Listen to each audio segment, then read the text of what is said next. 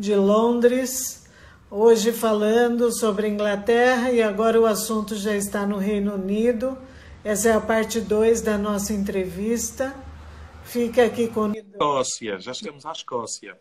Isso. Então, como eu estava referindo, nesse segundo dia, eu estou apresentando, digamos, como poderíamos fazer um tour pelo Reino Unido. Neste caso, dando mais ou menos de forma resumida, então, o tour durante 7 dias.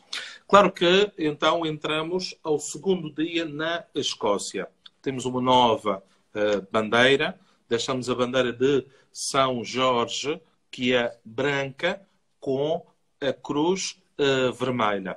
E entramos na bandeira de Santo André.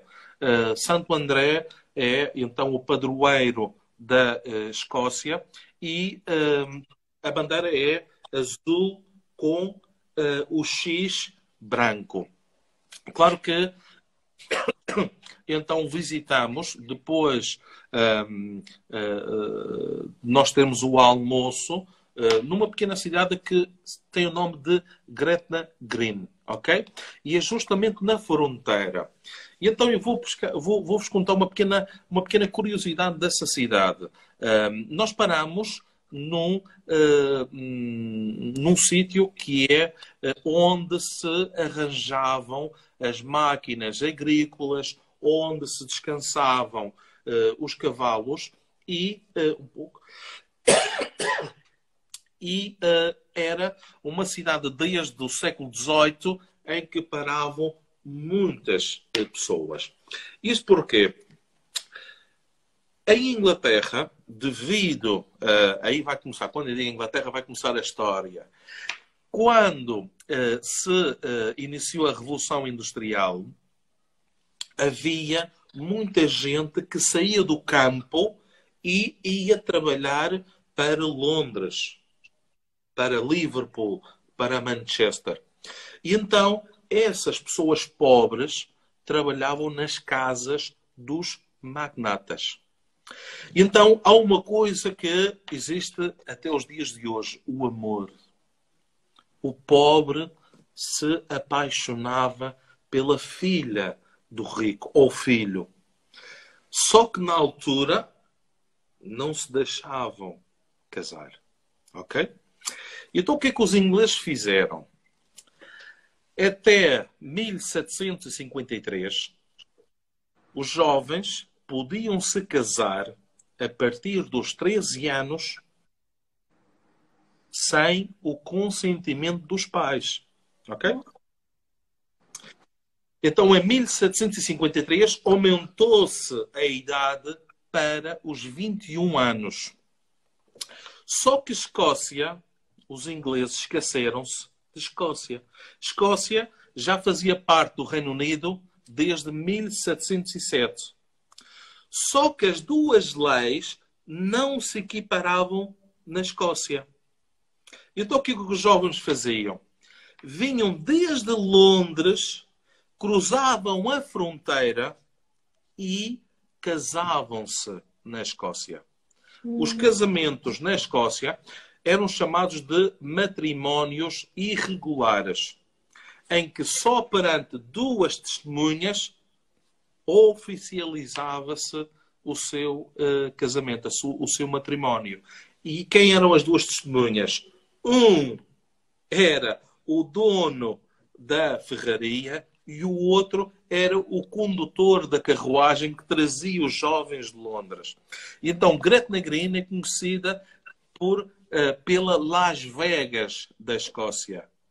E, hoje em dia, por amor, realizam-se cerca de 5.000 matrimónios nessa pequena cidade. É uma cidade que tem cerca de 3.000 habitantes.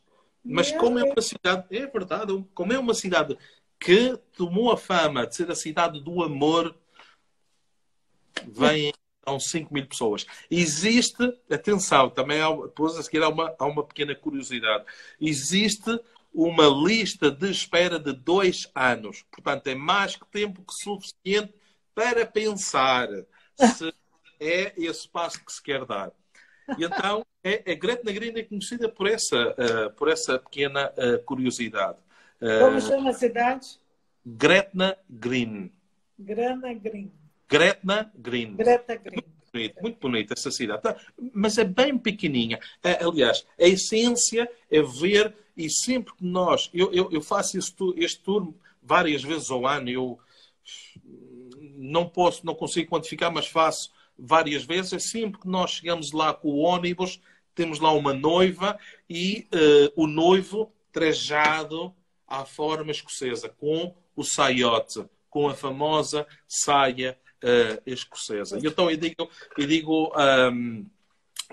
pronto, a alguma senhora solteira que tenhamos no nosso grupo, atenção, é aqui, quem quiser arranjar um escocês, é aqui que vocês têm que o fazer. Ou então, quem quiser renovar os seus votos, também poderá fazer nessa pequena cidade. Nós paramos aí para um almoço, mais ou menos, ficamos lá 2 horitas, para que vocês possam começar então a ver, e saímos já sempre em direção ao norte, para, digamos, a segunda cidade mais povoada de Escócia, porque nós já estamos na Escócia. Vamos para Glasgow, que é... Só um detalhe, viu, Alex? Diga. Próxima viagem para Israel, nós vamos nessa cidade aí, que eu quero levar um grupo só de solteiros e solteiras. Nós vamos aí fazer um ato profético que esse povo vai casar. Pode ser. Nós fazemos,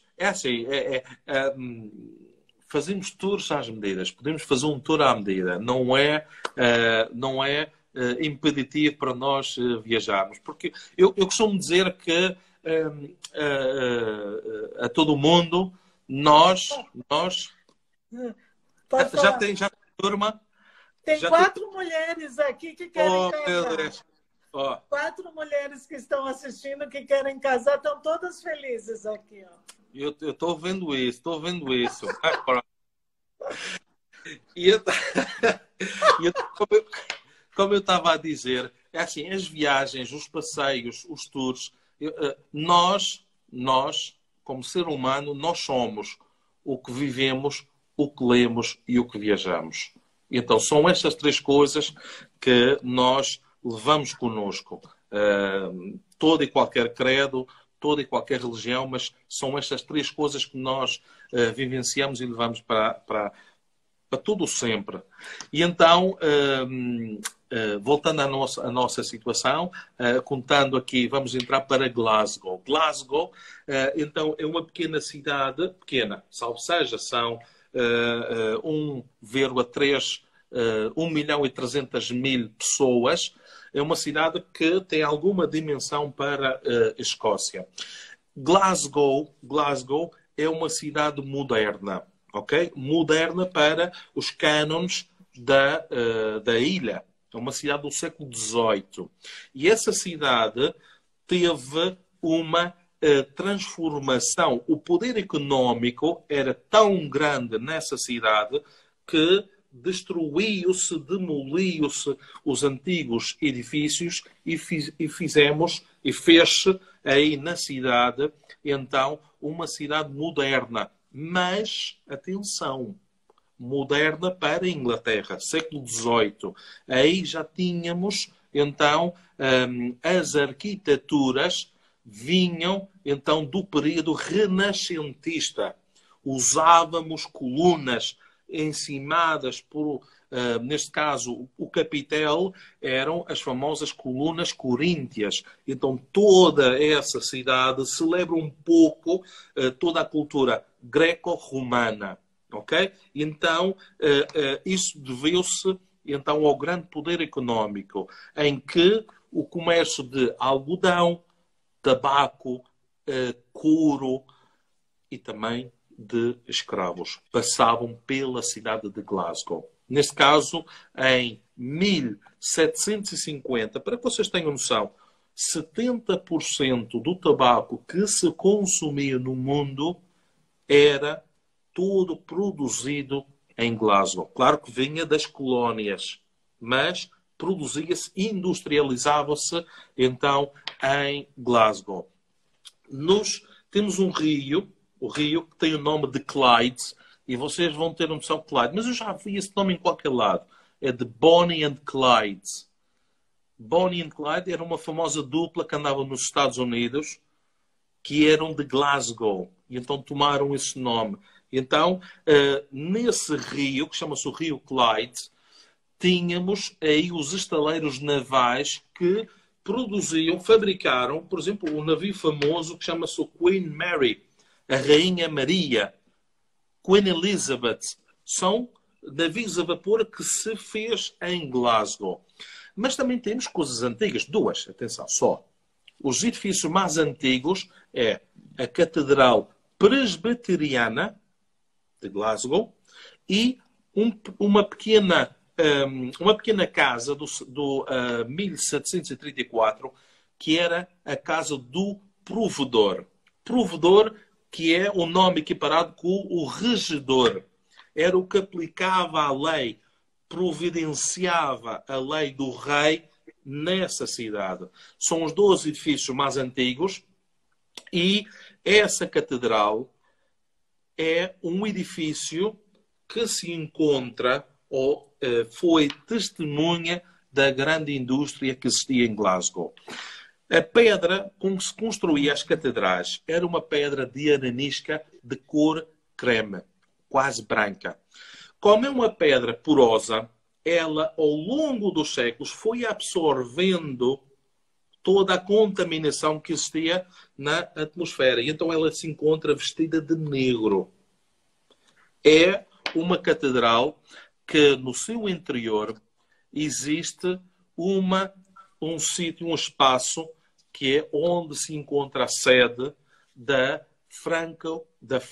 loja maçónica de Glasgow. É uma catedral que tem essa pequena particularidade. E é uma catedral que tem 2 pisos. Não é uma catacumba. Não. São 2 pisos bem formados.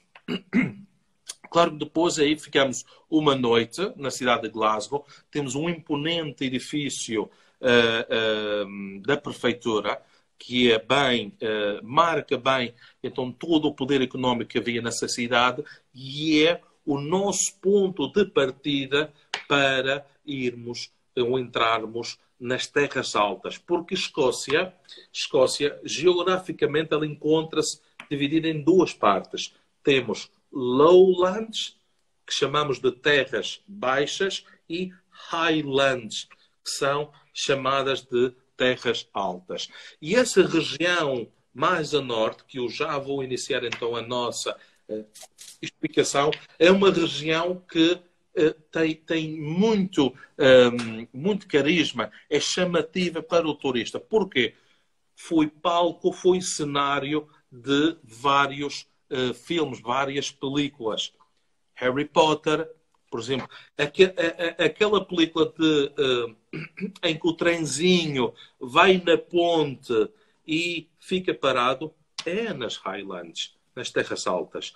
Temos os Highlanders, temos o famoso agente secreto britânico James Bond, o filme. Foram vários, mas há um que marca, que é o Skyfall, que é uma pequena quinta que pertencia aos seus familiares, que saiu no filme Skyfall, fica nas terras altas. Nós não passamos porque o caminho é muito estreito. Então, toda essa região é uma região montanhosa, portanto, por isso é que chama Highlands, e tem, então, digamos, estas pequenas características. Lagos, vales e rios. E cada um desses, aí começa o início e o processo de também ajudar as pessoas. Nós temos Glen. Glen é a antiga língua dos celtas que viviam na Escócia, os escotos. Glen quer dizer vale, montanha, ben, e lago é loch, ok? L-O-C-H. Em inglês é lake, L-A-K-E. Mas em escocês é loch. Por exemplo, vamos visitar o famoso Loch Ness, onde tem um monstro, a famosa Do lago. do lago, porque nós fazemos todo esse circuito, paramos aí no primeiro castelo, que chama-se o Castelo de Urquhart, fica mesmo à beira do Lago Ness. E aí teremos, ou não, mas teremos a oportunidade de fazer o passeio no lago para ver se encontramos o famoso monstro do Lago Ness.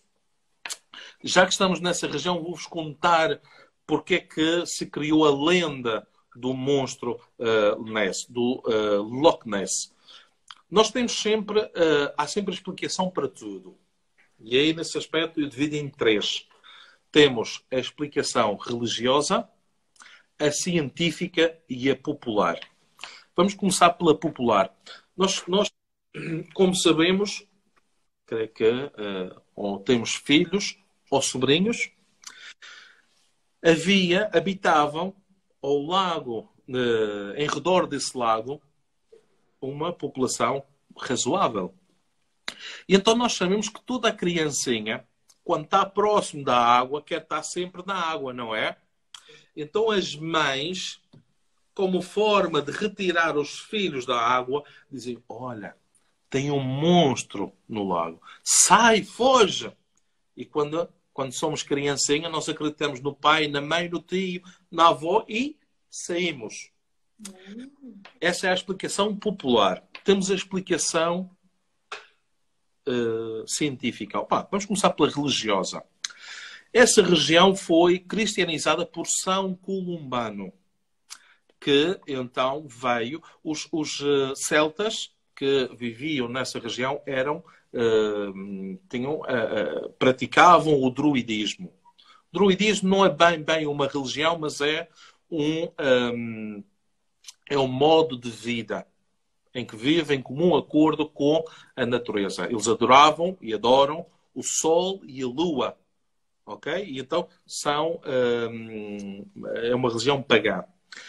E então São Columbano, quando chegou a essa região, em Loch Ness, disse que ajudava a eles a expulsar o monstro do lago. E assim foi. São Columbano entrou no lago, chamou o monstro e o monstro veio até a superfície. E com o seu bastão deu-me na cabeça e disse, em nome de Deus, eu expulso você do lago. E assim, desde o século, neste caso século IX, 1890 e algo, o monstro deixou de aparecer.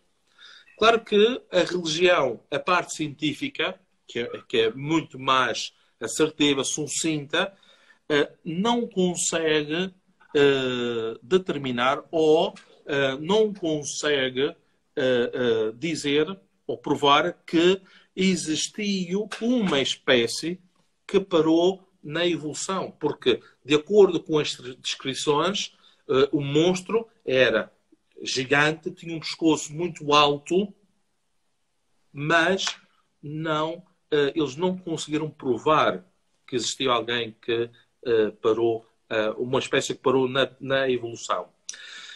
Há uma explicação, que é este lago, o Lago Ness, é um lago que não tem praia.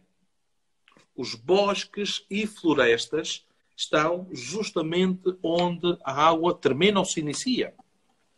E é um lago que tem início num rio e termina num rio. Portanto, é um lago com corrente.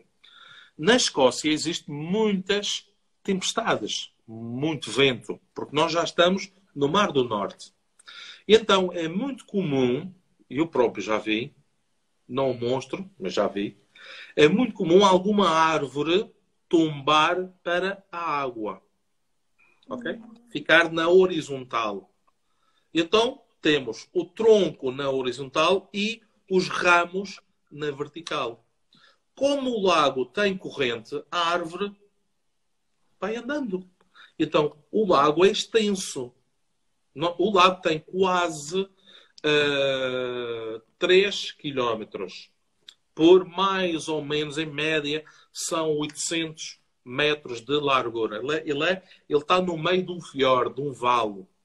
E então, quem está numa das margens, vê assim ao longe, a 400, 500 metros, vê algo a navegar. Mas é um monstro. E pensou-se que era um monstro, mas não. É uma árvore. Entendi. Claro que essa é uma pequena explicação que nós também damos, para que nós também vamos entendendo um pouco o porquê. E claro, é uma região muito linda, muito bonita, cheia de bosques, cheio do famoso pinheiro caledónio, que é um tipo de árvore que é um pinheiro, mas chamamos caledónio, e esse nome vem do primeiro povo, dos primeiros povos que viviam aí, que eram os valentes, os celtas. E Caledónio vem dos romanos, quer dizer, terra dos valentes, porque foi uma terra que os romanos nunca conseguiram conquistar. Subindo, então, vamos à próxima cidade, que se chama de Inverness. Inverness quer dizer a boca do rio, porque Ness é uma palavra celta que quer dizer rio.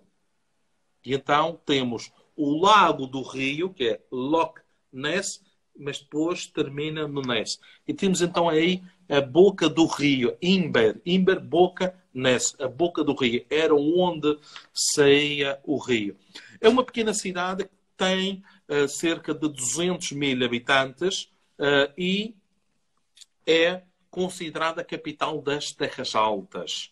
Foi uma cidade que teve muita indústria durante a Revolução Industrial, porque toda a lã que se produzia na Escócia era industrializada em Inverness. Inclusive, teve muitas fábricas.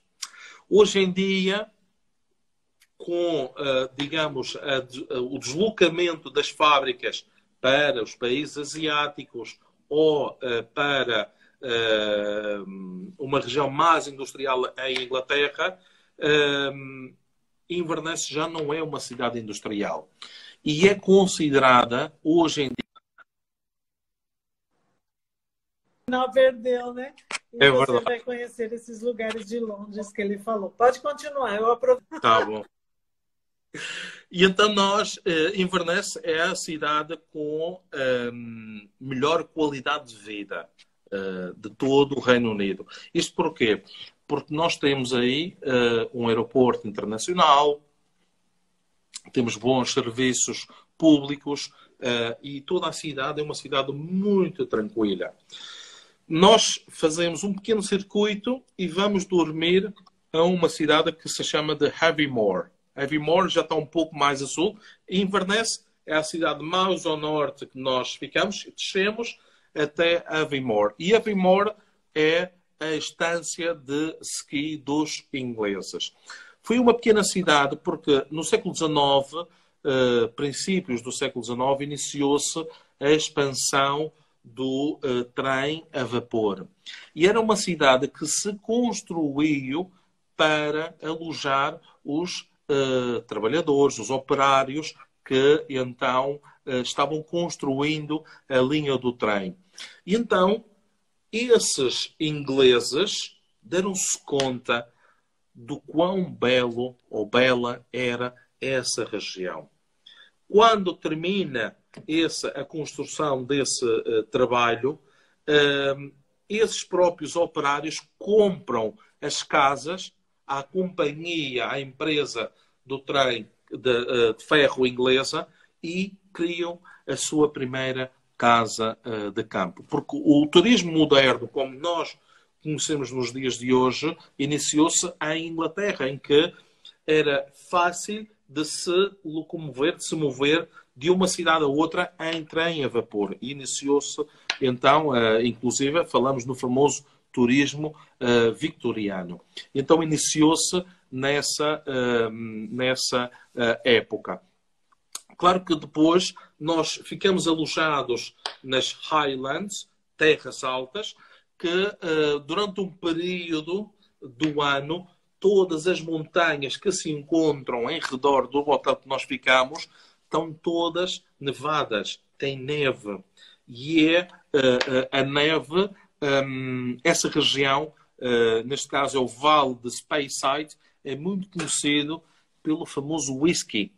O whisky que no dia a seguir nós visitamos uma destilharia. Existem cerca de 230 destilharias na Escócia em que produz uma bebida que é, digamos, a bebida nacional da Escócia. Todo mundo pensa e sabe ou reconhece que o whisky é a bebida nacional da Escócia.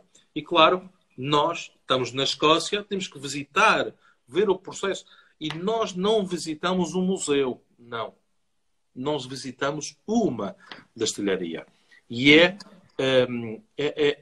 super agradável visitar uma fábrica em que sentimos diferentes temperaturas, porque se faz destilhação, diferentes odores, porque se fermenta o grão de cevada e, claro, depois vamos visitar onde se adormece os barris que ficam a envelhecer o mínimo, portanto, existem regras.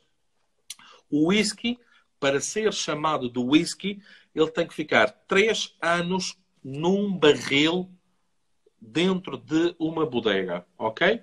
Mas tem whiskies, eu já visitei muitas destilharias, há várias destilharias, mas aquela que fica neste roteiro, tem whiskies a dormir dentro de barris desde o ano de 1040.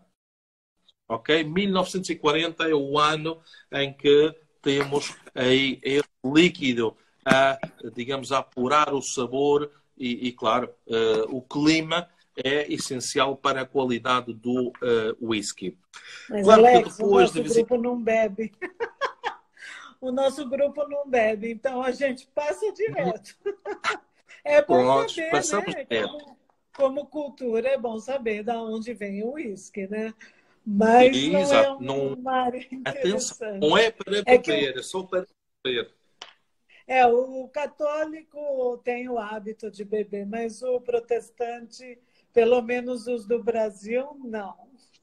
Tá bom, não tem problema. E então, nesse dia, passando então pela destilharia, nós vamos até ao castelo mais imponente da Escócia. Vamos visitar o famoso castelo de Stirling. Ok? E você por mas Stirling, qual é a sua importância para a Escócia? Eu digo sempre que a indústria de Hollywood fez um grande favor à Escócia. E fez um grande favor quando se realizou a famosa película de William Wallace, Coração Valente, com Mel Gibson. E então, toda a história que conta de William Wallace gira em redor do castelo de Stirling. E então, quando chegamos a Stirling, nós damos conta dessa importante fortaleza que é o castelo. Eu tenho que referir aos clientes que os castelos em Inglaterra, Escócia, Gales, são castelos militares, ok? Não foram castelos de residência. Isto porquê? Porque são construções mais austeras, mais rústicas, ou digamos mais rudes, porque a sua primeira função era defender, não de alojar o rei, o conde ou outra pessoa importante. Tinham principalmente a função defensiva. Então, visitamos esse castelo onde nasceu Maria dos Estuardos, Mary of Scots. Também é uma rainha que teve uma grande importância para a Escócia e também na história da Inglaterra. Era prima de Isabel. E então havia sempre esse choque com a sua prima inglesa, que depois, quando Isabel morre, quem sobe ao trono inglês é o filho de Maria. Portanto, teve um rei católico a governar então Inglaterra. Por pouco tempo Oi? Oi, Alex? Alex? Oi? Uma viagem. E agora? Oi, voltou. Tá melhor, tá melhor. Prontos. Então, nesse dia chegamos a Edimburgo, capital da Escócia. Edimburgo é conhecida como a Acrópolis da Escócia, do Reino Unido, devido a muitos edifícios terem uma arquitetura grega. Portanto, cheio de colunas, templos, tal e qual como os templos que existiam na Grécia. E aí, em Edimburgo, ficamos 2 noites, portanto, um dia e meio, e temos imensas coisas para fazer. Temos quem gosta de Harry Potter, pode visitar o café onde se escreveu o primeiro livro, J.K. Rowling. Podemos visitar o cemitério onde ela foi buscar os nomes para as personagens do filme. Temos o famoso castelo de Edimburgo, temos toda a famosa Avenida dos Príncipes, temos as galerias de arte. Portanto, é uma cidade em que merece e vale a pena nós ficarmos, então, 2 noites. Claro que numa dessas noites temos como opção, quem quiser visitar, fazê-lo, temos o famoso jantar escocês, em que tem um show em que nós, nesse show, conhecemos toda a história, então, da Escócia, a música escocesa, porque nós vamos dando conta do som da música celta e verificamos que ela é a base de muitas músicas no mundo. E, claro, nesse show, que inclui o jantar, com gastronomia escocesa, nós vamos dando conta, então, de todas esses pequenos detalhes que são, ou nós já tivemos conhecimento, mas ficamos, então, só com esses. Aí vamos à origem, perdão. Claro que depois vamos sempre em direção ao sul. E vamos parar numa cidade, uma pequena cidade na fronteira, que se chama Jedburgh, também para que vocês possam ver um pouco as ruínas de uma catedral católica, que é o exemplo, é a testemunha que foi, ao longo dos anos, dos séculos, perdão, existiam enfrentamentos, confrontos entre ingleses e escoceses, e a primeira coisa que se fazia quando se invadiam as cidades era queimar os templos. Saqueavam ouro, joias e pegavam fogo, então, aos templos. E aí temos um bom exemplo de uma catedral gótica, então, sem teto, só com as paredes intactas, em que depois foi abandonada e ficou até os dias de hoje. Passamos a fronteira e já chegamos, então, à primeira cidade de volta à Inglaterra. Durham. Pronunciamos Durham, mas escrevemos Durham. E essa cidade é conhecida como a cidade dos bispos.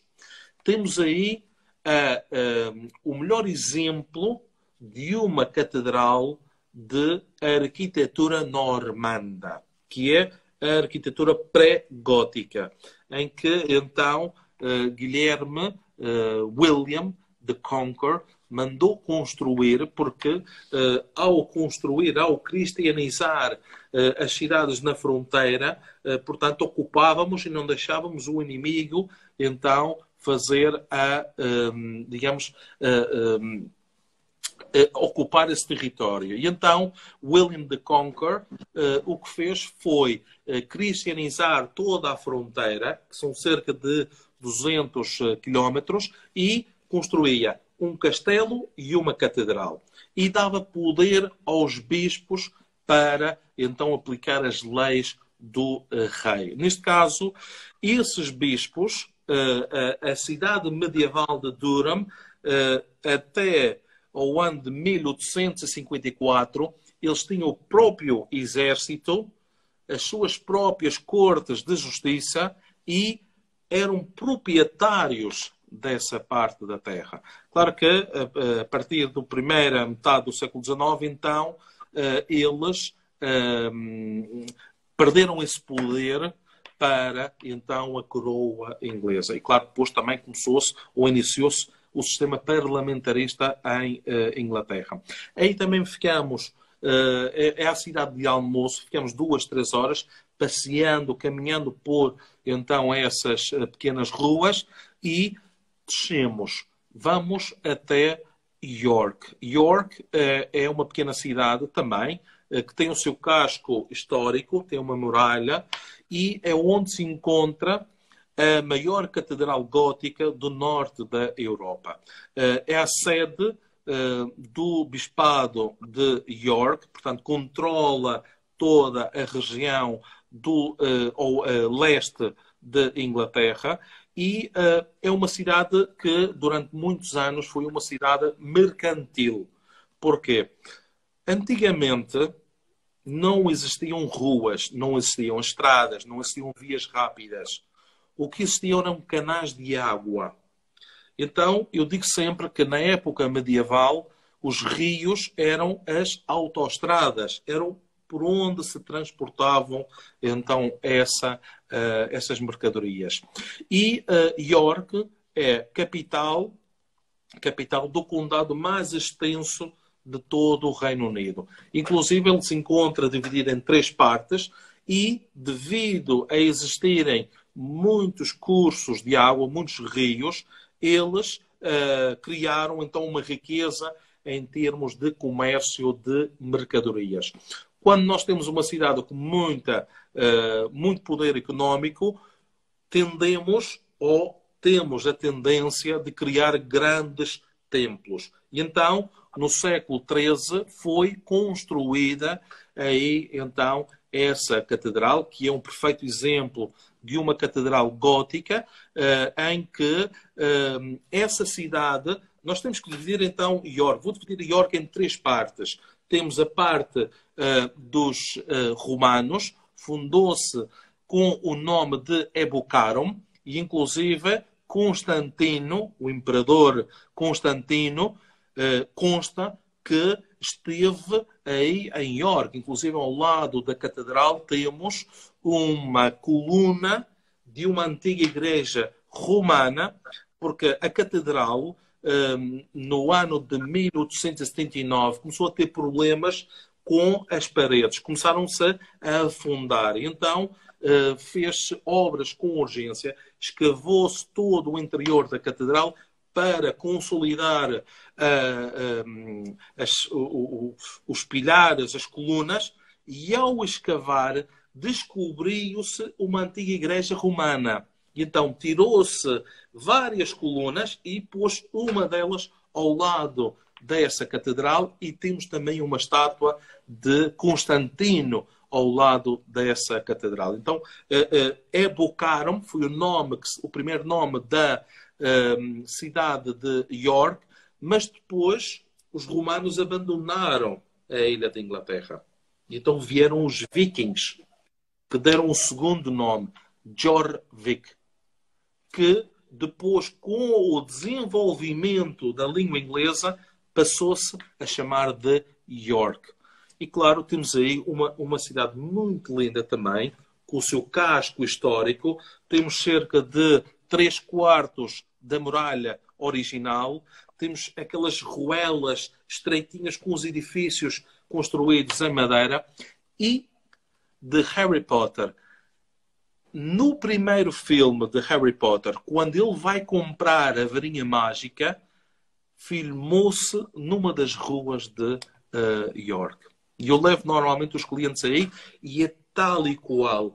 Todos aqueles edifícios do século XV, ruas estreitas, que era onde se situava o antigo mercado. A rua está em York, mas a lojinha está no Porto. É uma livraria que se encontra no Porto. Claro que aí temos, então, a bonita cidade de York, muito poder económico. Digamos, eu digo que York é o celeiro de Inglaterra, onde se produz muito trigo. Eu tenho vários períodos em que eu faço os tours. Em julho, agosto, tem os campos com a cor do ouro, o trigo já maduro para se fazer a colheita. Alex, a Diga. gente precisa caminhar para o encerramento, tá? Oh, tá bom. Porque foi a live mais longa que nós tivemos, mas também viajamos pelo Reino Unido todinho. Eu falo muito por vezes, quando entusiasmo, falo muito, e pronto, olha. Mas é assim, Reino Unido é muito ótimo. Vocês, quando tiver algum tempinho, visitem. Temos cidades muito bonitas, bem, digamos, bem conservadas, com todo aquele caráter que, como eu vos estive a dizer ao longo do nosso live, e vale a pena. Não contamos, e vejam que eu não contei com a Irlanda, porque nós também adicionamos Irlanda. Toda essa parte também é muito histórica, tem pequenas curiosidades. Portanto, há muita coisa para falar. Por isso é que o tour são 7 dias. O Reino Unido, ele é muito rico de paisagens, né? Eu já viajei por lá, por algumas cidades do interior. Eu fiz um curso em Ramsgate, você deve conhecer. Fiquei um mês lá e durante a época que eu fiquei lá, eu conheci algumas cidades próximas, inclusive a cidade de William Shakespeare. Foi muito bom. Stratford-upon-Avon. E foi uma época muito boa. As cidades todas são lindas, com características próprias, né? Cada uma tem sua peculiaridade, né? Claro. Então, Alex, você é privilegiado de conhecê-las, né? E sempre voltar nelas, né? Que bom. Mas também o meu privilégio é levar vocês a passear. Isso é também. Com certeza. Vamos ver se numa próxima viagem a gente dá uma esticadinha, consegue viajar, conhecer um pouco mais dessas cidades, né? Mas você que está assistindo a nossa live, se você quiser fazer um tour pelo Reino Unido, nós temos saídas semanais nesse roteiro, inclusive, que o Alex apresentou aqui para nós, né? Nós temos contato com as empresas de Londres que fazem esse roteiro. Então, você nos contate que nós vamos encaixar você num desses roteiros. Se você, dependendo de quantos dias você tem disponível, nós vamos fazê-lo conhecer o máximo que você puder, tá bom? Alex é o nosso representante em Londres.